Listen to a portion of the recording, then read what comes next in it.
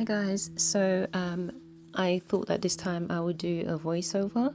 Let me know in the comment sections if you prefer it this way or you would just rather see how I do the plans and how it comes together in the end. So this is still part of the Bungalow series, and this is 156 meter squared bungalow. As you can see, this plan has 5 bedrooms, with a very small one that could be classified possibly as an office. But I wanted to make it 3 or 4 bedrooms so that at least 2 bedrooms could have an ensuite, and then you have a large bathroom as well. So I have shown, as I usually do, the outline of the building, which has a porch when you come in and double doors, which allows you to see through to the remaining of the house. I will be sectioning each section into an open plan space, a sleeping area, and then a place where it's just like a dead zone, if you'd like, so a neutral space. And you have a large bedroom with an ensuite, and then you have a smaller bedroom which could be turned into an office if need be.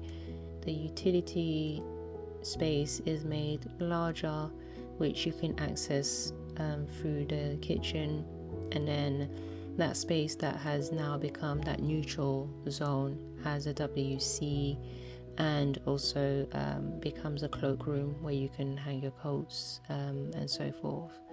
So it's a lot more open plan, a lot larger. You have bifolding doors which opens all the way up to see through to the garden, and it's much more interactive than how it was before, because before each room was separated, so the kitchen, the lounge, even the dining hall, which didn't really make much sense to me.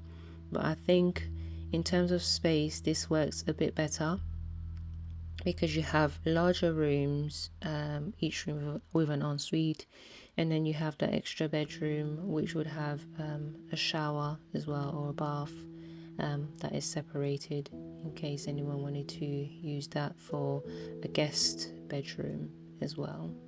So let me know what you think about the voice over.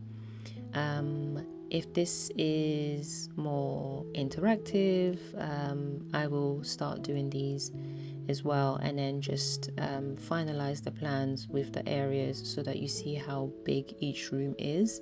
Sometimes as a sketch you can't really tell how big a room is until you actually draw it up in scale, and you can kind of visualize how each furniture would take the space in each room. So yeah, thank you, and I'll see you in the next one. Bye.